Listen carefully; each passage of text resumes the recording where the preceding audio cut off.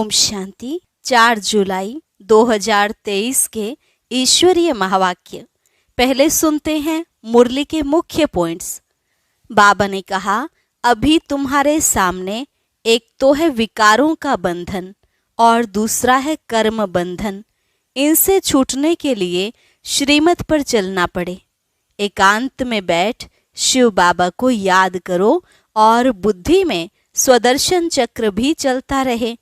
तुम बाप को याद करेंगे तो जरूर बाप भी तुम्हारी मदद करेंगे। अभी तुम्हारी घुड़दौड़ है, इसमें तुम्हें बुद्धि योग से दौड़ना है। जितना दौड़ेंगे उतना जल्दी बाप के पास पहुंचेंगे। बाबा ने कहा, मैं तुम्हें लेने आया हूं, तुम सिर्फ बाप की उंगली पकड़ो और वह जो कहे सो करो। पवित्र तो जरूर बनना पड़े। पतियों का पति तुम्हें कहते हैं, हे आत्मा, अब पूरा पतिव्रता बनना है, सिवाय एक के और कोई को याद नहीं करना। योग लगाते लगाते परिपक्व अवस्था को पाना है। फिर कहा, बच्चे अब जल्दी जल्दी पुरुषार्थ करो, तुम्हें पढ़कर उच्च पद पाना है। बाप ने तुम्हें युद्ध के मैदान में खड़ा किया है, श्री कृष्ण जैसा बनाने के लिए। तुम्हें इस ज्ञान धन से मनुष्य को देवता बनाना है। इस नॉलेज से ही तुम्हारी बुद्धि में रोशनी आई है, इसलिए मरते समय भी यह ज्ञान अमृत मुख में हो और शिव बाबा की याद हो। और लास्ट में बाबा ने कहा, अब तुम्हें बुद्धि से बाप पर पूरा बलिहार जाना है, तभी बाप 21 जन्मों के लिए तुम्हारे ऊपर बलिहार जाएंगे। अगर कोई बलिहार नहीं जाते तो सौतेले ठहरे। सौतेले फिर 21 बार प्रजा में आएंगे। और अब सुनते हैं महावाक्यों को विस्तार से। मुरली का सार।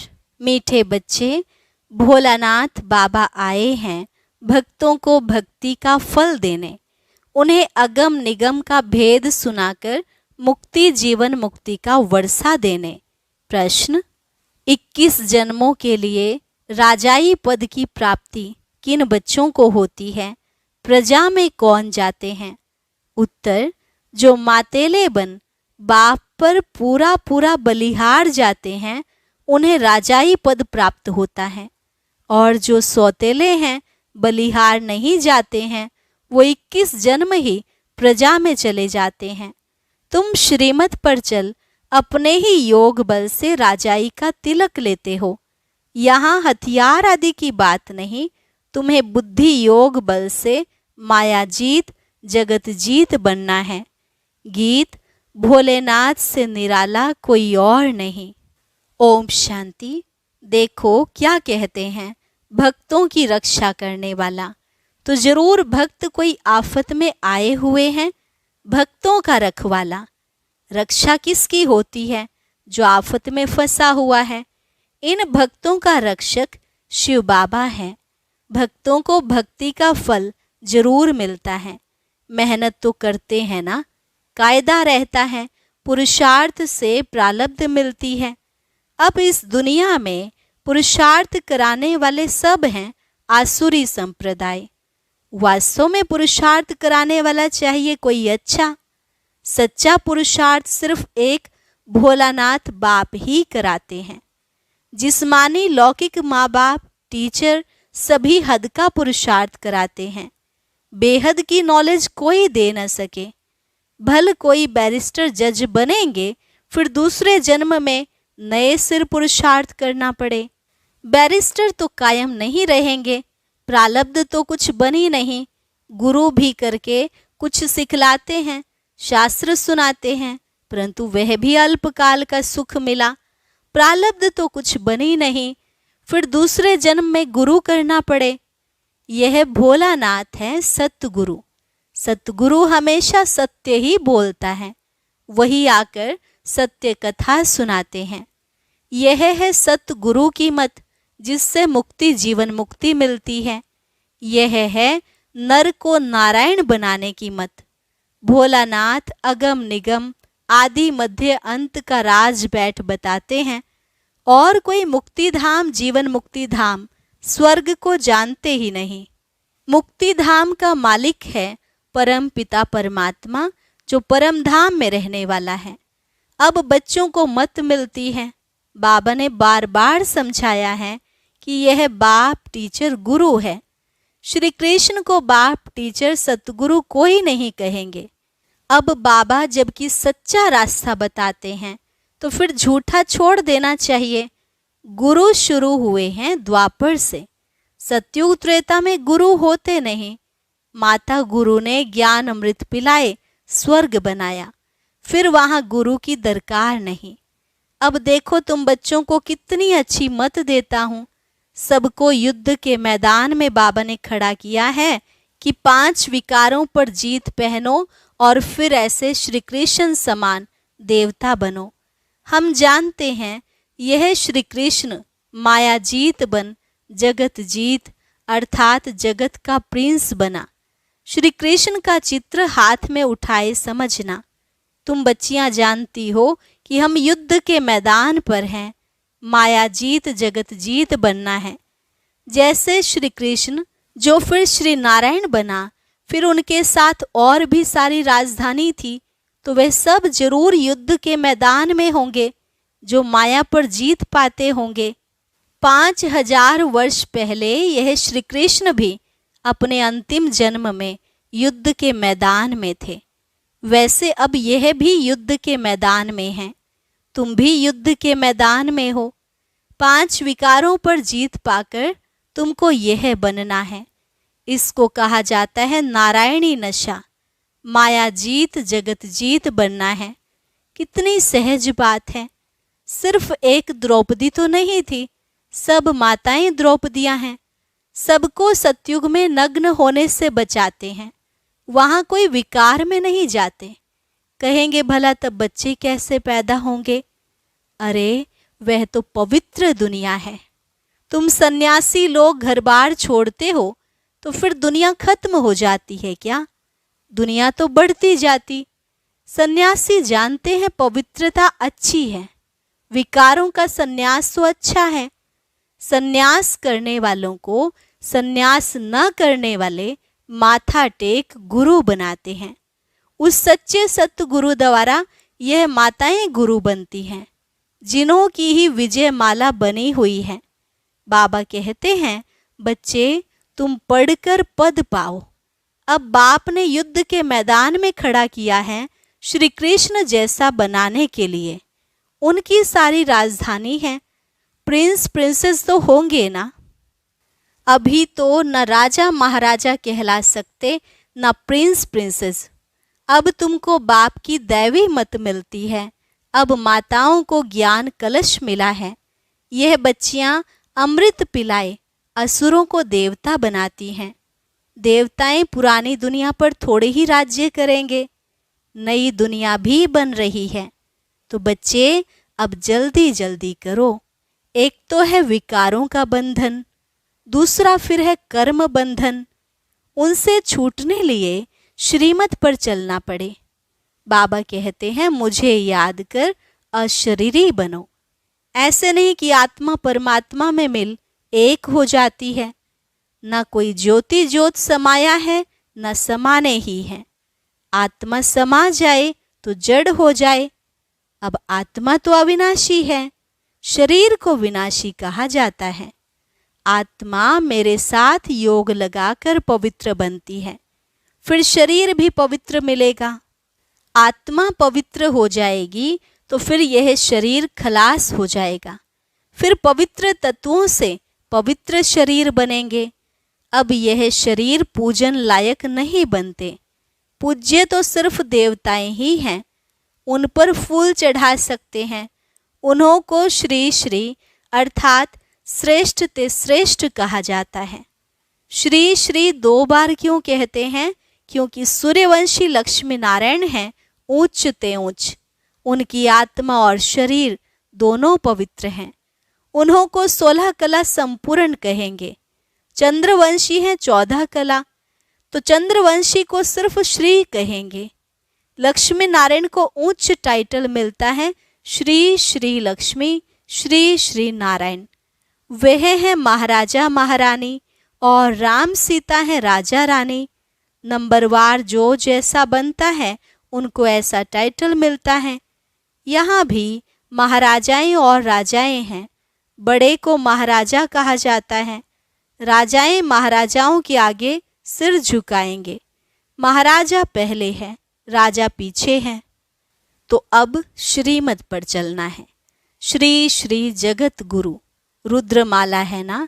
जगत का मालिक भी वह है, टीचर भी वह है, तो गुरु भी वह है।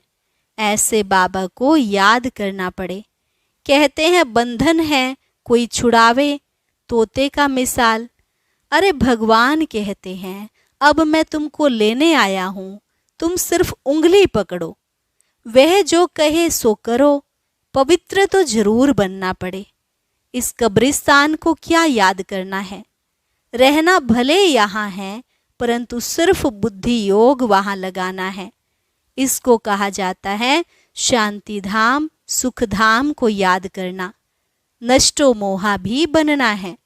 वह है पतियों का पति, बापों का बाप, गुरुओं का गुरु। तो ऐसा श्री कृष्ण बनने लिए मेहनत करनी पड़े। कल्प पहले भी पुरुषार्थ किया था और सतयुग की राजधानी स्थापन हुई थी, फिर हो रही है। इसमें पवित्र रहना है। पति जो सेवा कहे वह तुम करो, बाकी सिर्फ पवित्र रहना है। पवित्र नहीं बनेंगे तो बैकुंठ का मालिक नहीं बनेंगे। बाप आकर तुम बच्चों को स्वर्गवासी बनाते हैं। पतितों को पावन करने वाला भी वह है, जगत का मालिक भी वह है। अब तुम बच्चियां ज्ञान धन से मनुष्यों को देवता बनाओ। यह तो नॉलेज है। बुद्धि में कितनी रोशनी आ गई है, और कोई को यह नॉलेज नहीं। सब दर दर धक्के खाते रहते हैं। यहाँ हमको बाबा ने कितना साइलेंस में बिठा दिया है। बाबा कहते मरने लायक हो तो भी बैठकर सुनो। ज्ञान अमृत मुख में हो, शिव बाबा की याद हो, तब प्राण तन से निकलें। फिर अंतमति सोगति हो जाएगी। नहीं तो न विकर्म विनाश होंगे, न हम मोह जीत बनेंगे। मुफ्त भक्ति का फल गंवा देंगे। सब भक्त है ना, माया के बंधन में फंसे हुए हैं। रखवाला है भोलानाथ शिव, रक्षा करने आए हैं, तो उनकी राय पर चलना है। श्री कृष्ण के कुल में जाना है। श्री कृष्ण है फुल पास, संपूर्ण चंद्रमा। जब चंद्रवंशियों का समय आता है तो वह अपना राज्य ले लेते हैं, तो नापास क्यों होना चाहिए। फुल पास होना है तो पुरुषार्थ करो। डरने का काम नहीं, निर्भय निर्वैर बनना है। समझाना तो पड़ेगा ना। जो कहते हैं भगवान सर्वव्यापी हैं, उन्होंने ही भारत को ऐसी दुर्दशा में लाया है। भगवान तो एक ही भोलानाथ है, जो सब भक्तों का रखवाला है। श्री कृष्ण की आत्मा अभी यहाँ है। अब कुछ समझो, बहुत बड़ी लॉटरी है। घोड़े दौड़ है, हमको दौड़ाना है बुद्धि योग से। जितना हम दौड़ेंगे उतना जल्दी बाबा के पास पहुँचेंगे। विकर्म विनाश होंगे। बाबा ने बार बार समझाया है। हम युद्ध के मैदान में खड़े हैं। मनुष्य कहेंगे हथियार आदि कहाँ हैं जो सारी सृष्टि पर विजय पाएंगे। बाबा ने एक्ट कर दिखाई। हम बुद्धि योग बल से माया जीत जगत जीत बन रहे हैं। हम निष्ठा में बैठे हैं, अर्थात शिव बाबा की याद में हैं। बुद्धि वहाँ लटकी हुई है। पतियों के पति ने कहा है पतिव्रता बनना, और कोई को याद नहीं करना। योग लगाते लगाते परिपक्व अवस्था को पाना है। कन्या भी पति को याद करती है ना। वह तो है देहधारी, परमात्मा तो अशरीरी है। उनको बुद्धि से ही याद कर सकते हैं। देह अभिमान तोड़ देही अभिमानी बन जाएंगे। बुद्धि में चक्र तो फिरता रहता है। हम अपने स्वर्ग धाम जरूर पधारेंगे।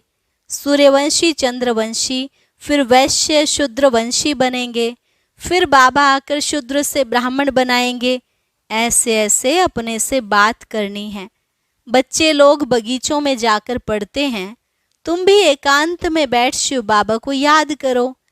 हमारा पुराना हिसाब किताब चुकतू होगा, फिर हम राज्य करेंगे।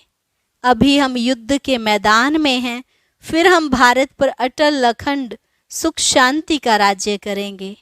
वी आर एट वॉर, हम सब लड़ाई के मैदान पर हैं। यह है सारी योग बल की बात। इनमें तकलीफ तो कोई नहीं, सिर्फ बाबा की श्रीमत पर चलना है, फिर ऑटोमेटिकली राजाई का तिलक लग जाएगा। वरदान मिल जाता है, आयुष्मान भव, पुत्रवान भव। वहाँ धन आदि सब अकिचार रहता है। पहले से साक्षात्कार होता है कि बच्चा आने वाला है। वहाँ मुख का प्यार होता है, विकार की बात ही नहीं है। वो है ही निर्विकारी दुनिया। श्री कृष्ण देखो कितना फर्स्ट क्लास मीठा है। अब ऐसा बनना है। तुमको तो पटरानी बनना है। मीरा तो सिर्फ भजन गाती थी, उनको भगवान थोड़े ही मिला, वो तो है ही भक्ति मार्ग। मीरा भी अभी कहाँ न कहाँ है, उसने भी ज्ञान लिया होगा, अगर पक्की भक्तिन होगी। हम भी द्वापर से भक्ति करते आए हैं ना। बुद्धि से समझना है, शिव बाबा मैं आपकी हूँ, आपसे पूरा वर्षा लूंगी, मैं आप पर बलिहार जाती हूँ। तो बाबा भी 21 बार बलिहार जाएंगे। अगर बलिहार नहीं जाएंगे, सौतेले बनेंगे, तो 21 बार प्रजा में आएंगे। बाबा कहते हैं तुम मेरे को याद करो, तो हम मदद भी करेंगे। मदद तो जरूर अपने बच्चों को ही करेंगे, दूसरे को क्यों करेंगे। अच्छा, माता पिता बाप दादा का मीठे मीठे सिकिलधे बच्चों प्रति याद प्यार और गुड मॉर्निंग। रूहानी बाप की रूहानी बच्चों को नमस्ते। रूहानी बच्चों की रूहानी बाप दादा को नमस्ते नमस्ते, गुड मॉर्निंग। धारणा के लिए मुख्य सार। पहली पॉइंट, माया पर जीत पाकर हमें श्री कृष्ण समान जगत जीत बनना है। इस युद्ध के मैदान में सदा विजयी बनना है, हार नहीं खानी है। दूसरा, श्रीमत से स्वयं को विकारों के बंधन और कर्म बंधन से मुक्त करना है। अशरीरी बनने का अभ्यास करना है, बुद्धि योग की दौड़ी लगानी है। वरदान, चेहरे द्वारा संपन्न स्थिति की झलक और फलक दिखाने वाले सर्व प्राप्ति स्वरूप भव। चेहरे द्वारा संपन्न स्थिति की झलक और फलक दिखाने वाले सर्व प्राप्ति स्वरूप भव। संगम युग के ब्राह्मण जीवन की विशेषता है सदा सुख शांति के, खुशी के, ज्ञान के, आनंद के झूले में झूलना, सर्व प्राप्तियों के संपन्न स्वरूप के अविनाशी नशे में स्थित रहना। चेहरे पर प्राप्ति ही प्राप्ति है, उस संपन्न स्थिति की झलक और फलक दिखाई दे। जैसे स्थूल धन से संपन्न राजाओं के चेहरे पर भी वह चमक थी, यहाँ तो अविनाशी प्राप्ति है, तो प्राप्तियों की रूहानी झलक और फलक चेहरे से दिखाई दे। स्लोगन, खुश नसीब वह है जो सदा खुश रहकर खुशी का खजाना बांटता रहे।